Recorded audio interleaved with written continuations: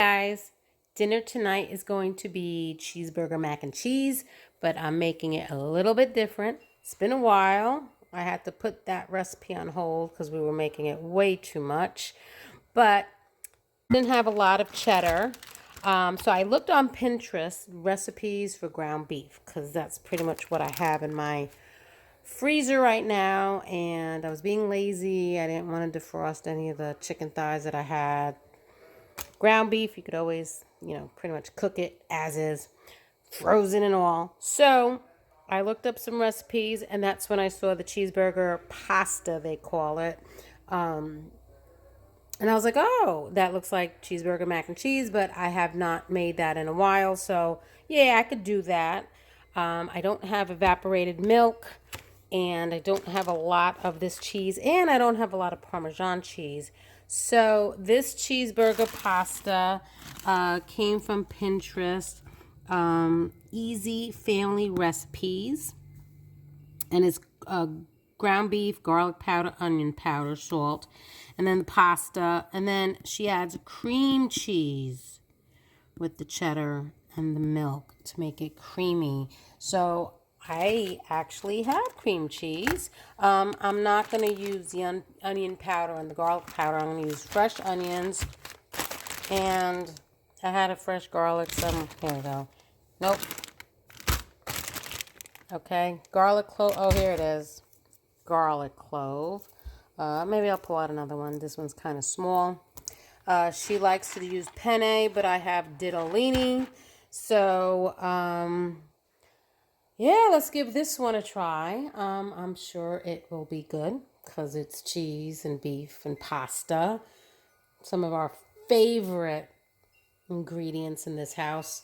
I have the water trying to get to a boil using this pan again.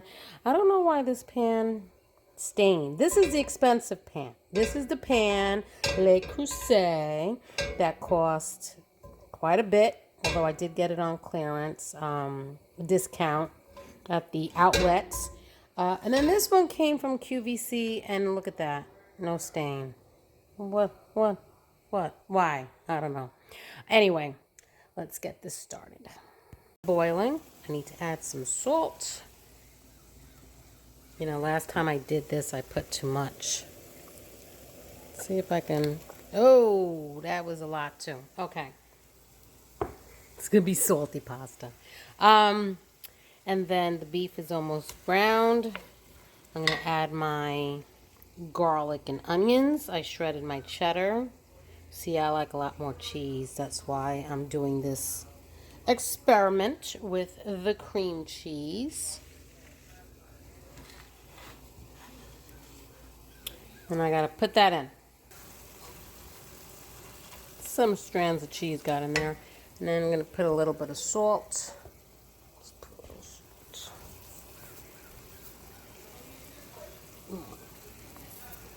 Yeah, so I found this recipe on Pinterest. And I found some others. You know what? I used to go on Pinterest when it was first, started. I pinned so many things, and then I haven't looked at Pinterest for, God, years already. And I'm always hearing the YouTubers, pulling out recipes from Pinterest, especially Kim Watt. I love watching the Wads. She is awesome. I swear, when I go down to Florida, I want to hang out with her. And she pulls a lot of Pinterest recipes. And she, for a mother of four, she makes a lot of different things. How does she have the time? I got 3 older kids, and I feel like I don't have time sometimes. But anyway, I really should start getting more stuff on Pinterest. Yeah. So the recipe says to add the cream cheese and the cheddar to the ground beef when it's done and get it melting before adding the milk. It's all sticking. So now it's all melting. Meanwhile, I don't even have enough milk. Gonna have to add some half and half or heavy whipping cream. Ooh, now it's gonna get all creamy. I wish I had more cheddar. So it could be yellow.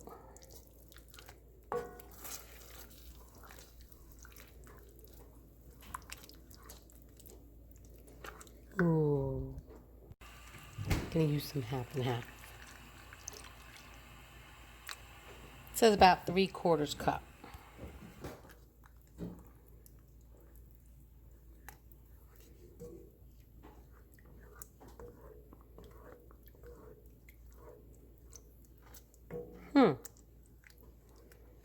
Yeah, I wish I had more cheddar. Let me see what other cheese I could throw in there.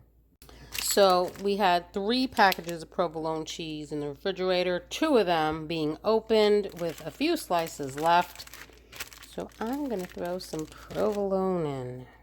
Get that all melted. So now I'm adding the pasta back. I actually tasted the cheese sauce a little bit. It was pretty good. Pretty good. So let the pasta heat up with the sauce, and then I gotta figure out a vegetable. I think I'm gonna do a salad. Made some salad. There's also Caesar for the Caesar lovers. Okay. Look at that. Provolone. I actually tasted it. It's really good. And then the provolone gives it a nice cheese pull when you're trying to serve it. But pretty tasty. So that's cheeseburger pasta from Pinterest. I will link the recipe below. So this morning I am making the boys some waffles. The Joanna Gaines Magnolia Tree Volume 2. The book naturally opens to that page because we make it so many times. Yep, so waffles it is. I got my aloe vera leaves ready for me to cut up so I can put in smoothies. That's going to be breakfast. As I turn around to go to the waffle maker, she's literally right there on her back, waiting for belly rubs, right by my feet.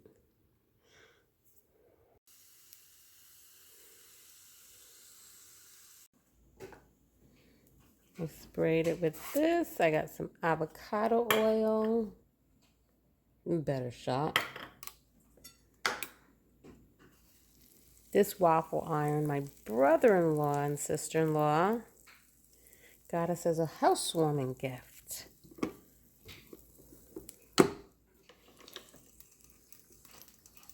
And already.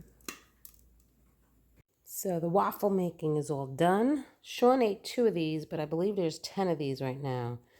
1, 2, 3, 4, 5, 6, 7, 8, 9, 10. So I actually doubled the recipe, and this is a pretty thick Belgian waffle press. So it actually made 12 Belgian waffles. That means the recipe makes 6 because I doubled it. But now we have leftovers. They freeze really well, and then you just put them in the toaster oven so they can just, heat them up and have them for breakfast. I also one time did blueberries in them. I did strawberries in them and chocolate chips in them. So you could do all those different variations. The problem is that when you actually add fruit, this starts to get very, very sticky. And this machine is not that easy to clean. I wish these grates came out so that you can actually clean them in the sink. But they don't. So somehow I have to try to scrub them. And obviously because of electrical cords, you can't really submerge this in water. So it is a difficult thing to clean if you got sticky stuff. But this is a great waffle recipe. Thank you, Joanna. So for dinner tonight, I am making focaccia. So basically what I did was I did the David Rocco pizza dough. And instead of separating it into 2 balls to make 2 pizzas, I left it as one. And it's going to be real thick when it cooks. Because the first time I made David Rocco's pizza dough, I made it as one pizza, and literally it was like a Sicilian. It was so thick, and I was like, wow, it tastes like focaccia. So That's what I'm doing. So that's one recipe worth of David Rocco's pizza dough, not separated. So I'm going to leave it there to rise a little more. I got a wet towel I'm going to throw over that. And I'm making some sauce. And with that, I'm going to make chicken parm. My chicken's still in the refrigerator, but that's dinner tonight. I'm pounding my chicken. I took out all my chicken because I'm going to put some in a Ziploc to marinate for another dinner to grill. But I used up, if my Ziplocs aren't too funky and, fatty and oily, I reuse them. I just rinse them out, I clean them, I dry them, and I reuse them. But after a while, when you got one that's like, you know what, this is the end of its life, I actually cut it open because it's easier to handle than saran wrap. That plastic wrap just starts to stick to everything and it sticks to itself, and it's hard to keep it open. So this is actually an easier way of pounding your chicken. It's nice thick plastic. It doesn't stick to anything. You're not fighting with it. So I cut it open and I use it to pound my chicken. So I have some pounded already. I have this skillet getting on hot. I'm going to cook it with ghee. And the chicken I just dredge in flour. I have some salt and pepper in there.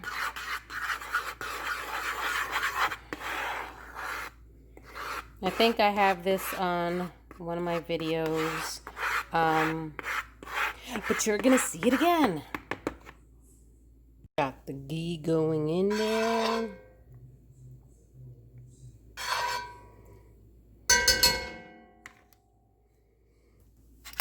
Take one of my chickens. These were big breasts. Cut them in half, and with the amount, they trim them really well. This is Costco chicken, not that ice glazed frozen one, but this is their fresh chicken in the packet that they give you, those 6 packets that you have to open up. And there's like 2, sometimes there's been 3 normal size breasts, but there's usually 2 mammoth size breasts. With the amount of money that you spend on it, why, let me show you. Let me show you what I'm complaining about. Can I see it here? Yeah. Why do you leave that little piece of cartilage, sometimes bone, and I always have to cut them out?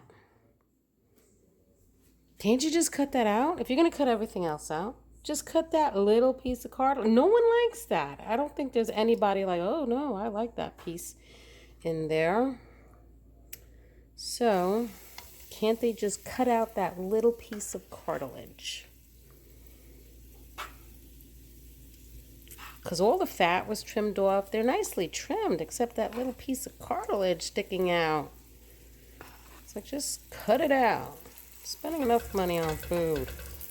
These people shop there because they got big families, and they don't have time to cut out this teeny tiny little piece of cartilage. You know what I'm saying? So, I'm going to get these cooking nice and brown. And of course, you don't have to cook them throughout. I kind of left these on the thick side. But you don't have to cook them throughout because they're going to cook in the sauce in the oven. With sauce and cheese. My focaccia's looking good. So I know they tend to put little dimples in the focaccia. It's always these little dimples. So I'm going to do that.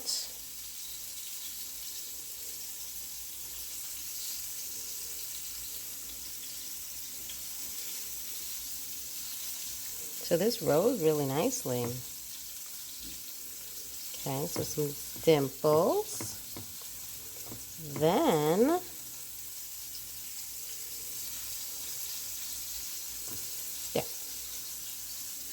did I get good dimples everywhere? Yeah, there we go. Okay. Then I'm going to drizzle it with some garlic oil.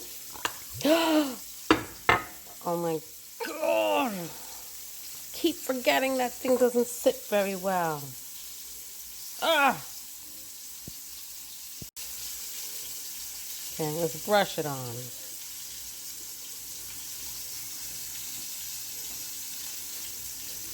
Unbelievable. I have to get one of those decanters. A nice fancy one. Okay.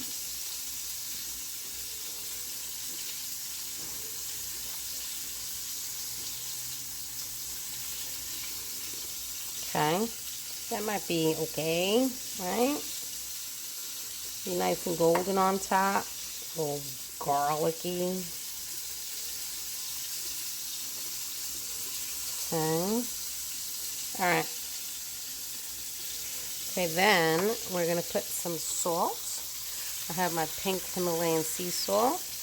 And just lightly sprinkle it. Wow, some of this oil is like really thick in some spots. Oh well, what are you going to do, right? I guess that's kind of like garlic knots, you know? Then I'm going to sprinkle some Italian seasoning on here. There. So my oven's preheating to 450, and it does work at 450. And then I'm going to put that in there until it's nice and golden. It might be maybe just 15 minutes. Oh, can't wait. Let's see this chicken. Look at that. Oop. Come on. There you go, baby. Ooh. Nice little golden crust. Get some more in there. So my sauce is tasting so good. So this time, one of these cans is fire roasted tomatoes. And I'm noticing it really is really good. And I actually did not put any carrots. It's just garlic, an onion, a little bit of salt, and then the tomatoes and basil. Not even my Italian seasoning. Changed it up on you guys a little bit. And it's the cans of crushed tomatoes, but I did have one can of fire roasted crushed tomatoes. And I'm telling you, it tastes good. This is like jar worthy to sell, let me tell you. Oh, look at that steam. Okay. So I'm going to pour all this sauce. Well, not all the sauce. But I'm going to coat this baby really well with sauce. And then the juices from the chicken will blend with the sauce. Because the chicken will finish cooking. The rest of that I'm going to put in a jar when it's cool. And then I got to top that with mozzarella cheese. Oh. I'm going to cover that with aluminum foil and stick it in the oven. Let me check on the focaccia. Ooh, focaccia's coming out. And then I'm going to lower that to 425 and put the chicken in. No, it's like if you don't want to be held like a baby, maybe you shouldn't be baby-sized. There it is. I didn't plate it very pretty. The boys already ate, so it's nice that they left us some bread left. They liked it. The focaccia was a hit. Look at that. I want the flatter piece. Matthew said I should put more garlic, but it was perfect. I also noticed that the pizza dough comes out different with kosher salt than the pink Himalayan sea salt. It actually comes out better with kosher salt. I don't have to fight with it as much. It's not as sticky. But that's dinner tonight. Guys, so my breakfast really / lunch, so brunch, I'm going to try to make migas. So migas, so migas, I did try the Trader Joe's frozen chicken migas, which were really good. So basically, it's kind of like salsa, and it's crushed tortilla chips in it. And I've also seen migas with eggs. Trader Joe's is with chicken, but basically it's kind of like a salsa. So I have some cherry tomatoes that need to be used up. some peppers. These peppers actually came from my garden, little baby peppers. Got some onions. I'm going to get a garlic clove. Almost forgot the garlic clove. And then these are 2 tortilla chips, 2 corn tortillas that I fried up one time and made tostadas, and those were left over.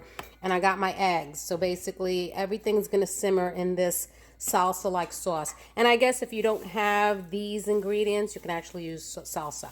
So, and then it's just one big mess all together. Because I'm liking the soft corn tortillas in like the taco soup and stuff like that. So I'm going to try it with eggs. I've been thinking about it. I did see somewhere, I think I saw a recipe on some blog or something like that. So I'm giving it a try. I sprayed some avocado oil in there. And I did chop up a garlic. See, and I don't finely dice it when it's me eating it.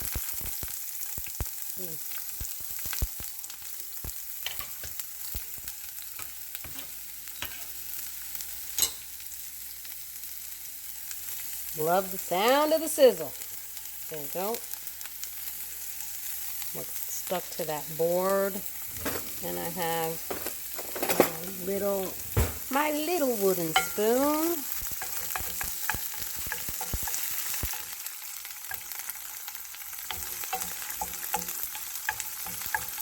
Ooh, that is spitting up at me and hitting my arms.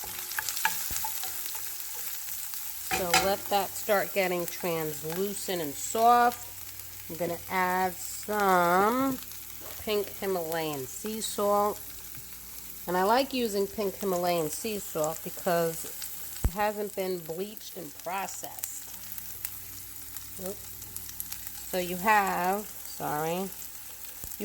all the nutrients. The trace minerals that get removed when they bleach and process it. So I pinched that in. Although I am starting to learn, as everyone knows, I'm not a baker. I'm starting to learn that you shouldn't use the pink Himalayan sea salt when you're baking because it completely changes the outcome of how your baked items look. Maybe that's why none of my baking ever works. But nah, I don't think that's it. It's not just the salt. I think it's a lot of other things. So let those get soft. I have my tomatoes chopped. Not ready to add those in. You know what? I am ready to add those in. Okay, let's add them in. Now, it's going to be a pretty dish. The juices of the tomatoes make kind of like a sauce.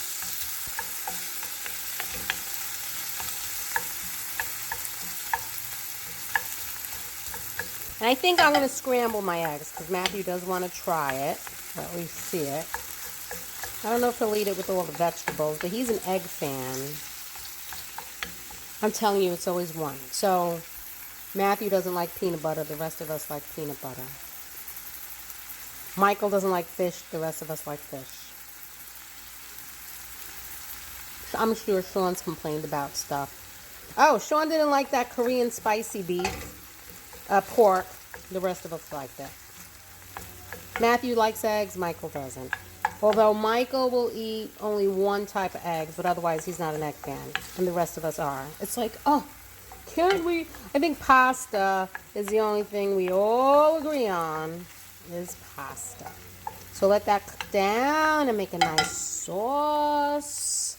And then I am going to beat the eggs. Bang! Ah! All right, so I added the eggs. Good job. I know. I just did all this talking. Added the eggs. Now I'm going to crush the corn tortillas and add them in. Ah! Start adding these babies in. Ooh. Those are big ones, but they'll soften up. Ready? There.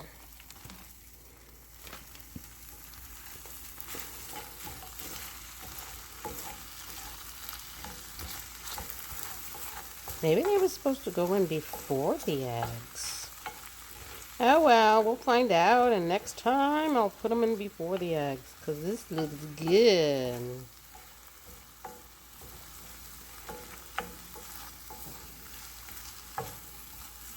You know what, the boys are starting to get adventurous with some of their food choices. Normally, Matthew would not have been interested in this at all because of all the vegetable, but now he is. So I'm going to top this with some pepper. On my plate, I have one of those single servings of guacamole from Costco. Top it with that. Probably could use a little extra, like liquid of some sort, some salsa. You know what? Let me see if I have some salsa. Well, I have salsa, a whole jar of it. Uh-oh, Sean's coming. Yep, right here. Well, Matthew made chicken parmesan sandwich. What is this? I'm making something called migas. Don't know what that is. So migas is eggs cooked with like a salsa, which is, you know, pepper, onion, garlic, tomato base. And then you crush corn tortillas in it. Okay. And you just make this one big mess, and it's called migas. Okay. Mm-hmm. Otherwise, if you take out the corn tortillas, it's just Eggs and salsa.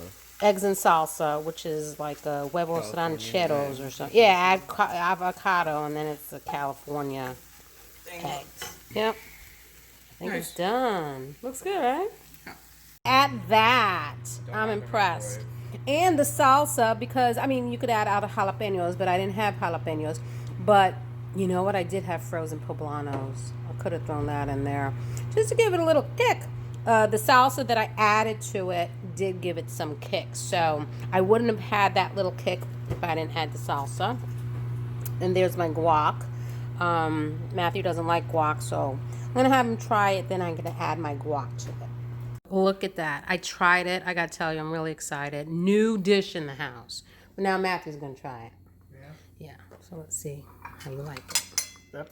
Oops. There's big chunks of corn tortilla. I can't tell it's tortilla or egg. It's all mixed up. Yeah, it's good. It's good, right? Yeah. Ah, he likes it. I couldn't tell if it's tortilla or egg. Yeah, it's just one big mess. And that's brunch. Next. There's no chicken. There is none? Oh. No. Look Now like it. Sean's going to try it With the guac. with the guac. Yeah, that's good, yeah. It is good. Look at that. New dish in the house. Michael won't eat it. He will not. I bet he won't eat it. Definitely not. There's always He one. thinks jalapenos are spicy. If he hears salsa, he does not want it. There's always one. Tonight's dinner is going to be the filet mignon that we got from Costco. Beautiful day out, so John's going to grill them.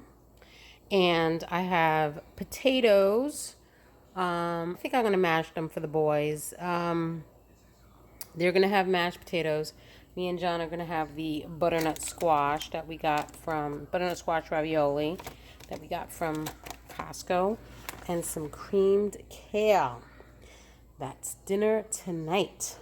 So I tore some of this. I'm going to finish tearing the rest of them. But I have the skillet heated with olive oil.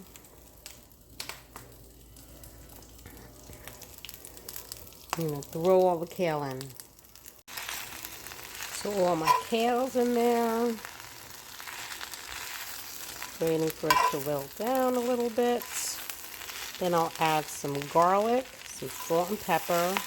And then I have my Boursin cream cheese to add in.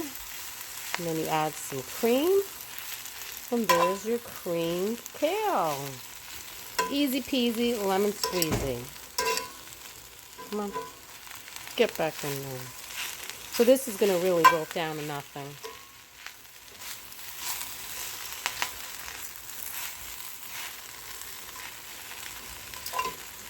Okay, so I put the garlic in. Now that it's pretty wilted, lower the flame. Get the garlic cooking. Let me add a little salt. Okay, oops. Salt's all stuck to my fingers because they're wet. A little bit of salt. And then I'm going to add some cream.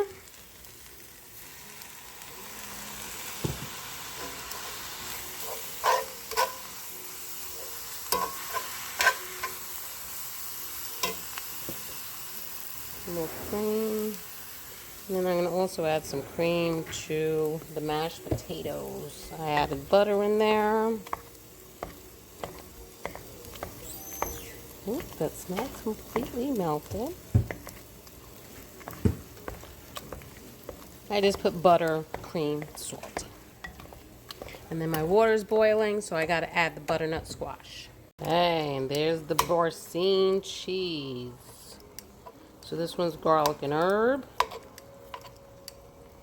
It's gonna melt and mix with the cream.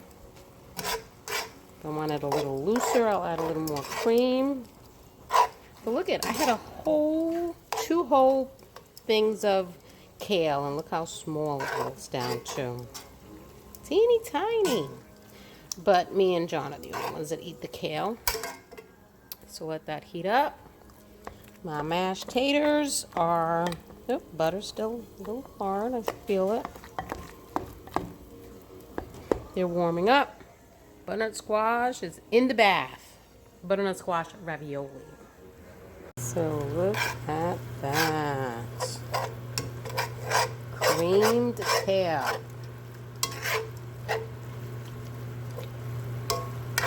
Yeah, it doesn't need more cream.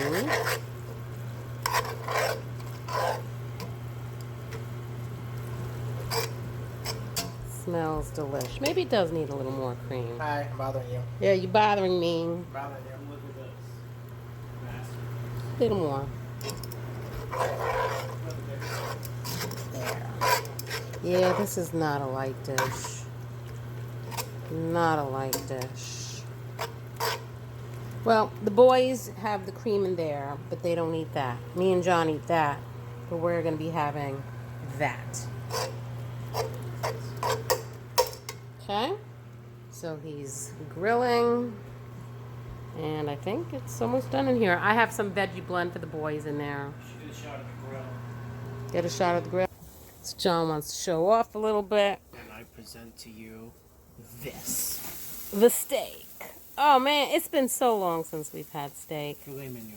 But those are just really thick, especially those two. Damn, that one. These two are a little thicker than those.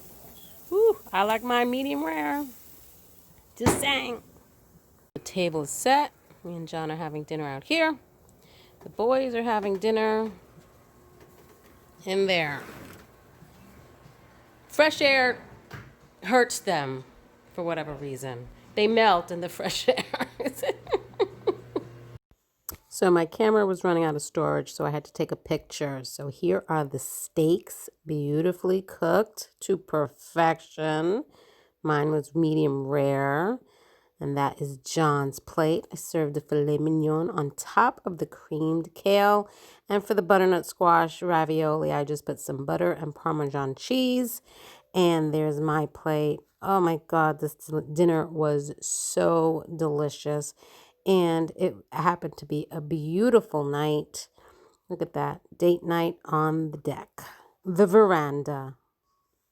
So I think Michael has surpassed John in the Sandwich King.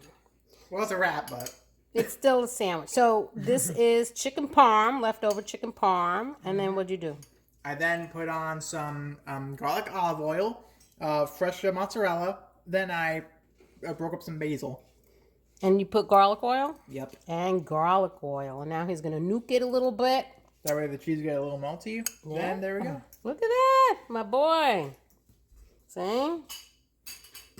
Foodie. I promise I'm not Italian. Yeah, I know, we're not Italian. I keep saying that. But he, I think, surpassed John with the Sandwich King. I wanted to show you this. So me and John I was watching the Herbal Jedi on YouTube, and right now the fall is Goldenrod season. So Goldenrod is a weed, and it grows all over the highway. So I had John pull over and we cut some. So this is goldenrod, which it has kind of like the looks of almost dandelion little flowers, but it smells like sunflowers. And I think it is part of the sunflower family. Smells so nice, but it has huge medicinal properties. So it is an anti-inflammatory, so great for diabetes and autoimmune disorders. So that's one of my biggest reasons for drinking this or picking this. It also is high in antioxidants. It also is a great urinary, for the urinary system. They said it, excuse you guys, look at these two. Great for the urinary tract system, urinary tract infections, bladder infections, kidney stones.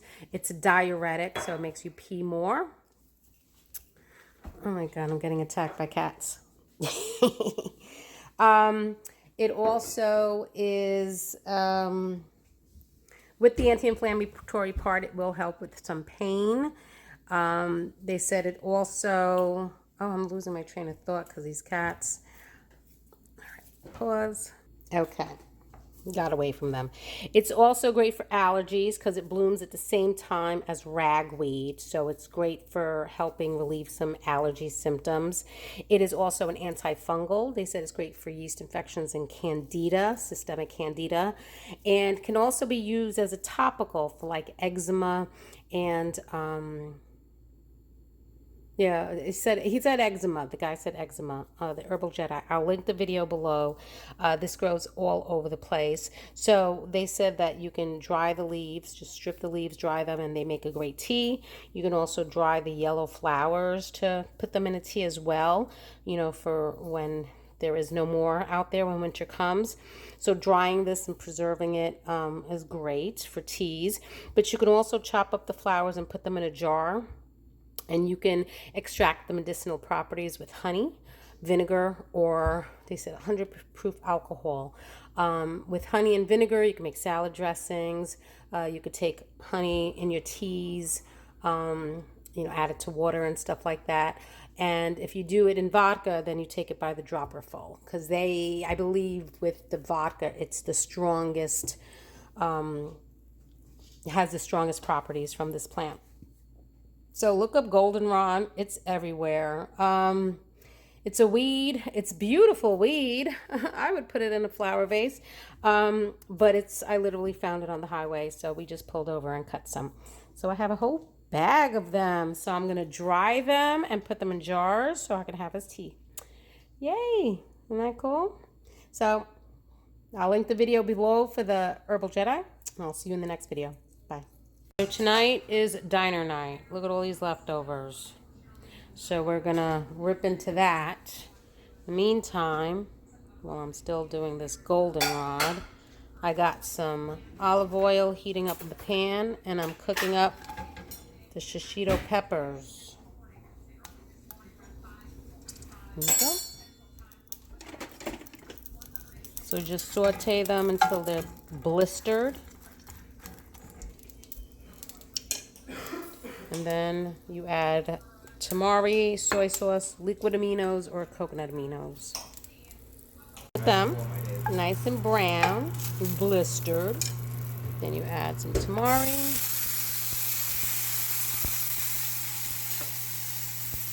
You don't need salt because the tamari is salt enough. And now you have a delicious vegetable side dish to all the leftovers. And that's shishito peppers. So I've been covering my own problem. That's my dinner. That was leftover filet mignon that I just loaded in the microwave. I just cubed up. Clean the microwave. With some garlic oil, and there was leftover cream kale, leftover mashed potatoes, and I made some shishito peppers. John went for the meatloaf that's been there for like 5 weeks, And Sean went for chicken parm. Sandwich is too tall. And Michael went for meatball with homemade pasta. Yep. It's in the microwave. It's in the microwave, yes. The dirty microwave that I have to clean.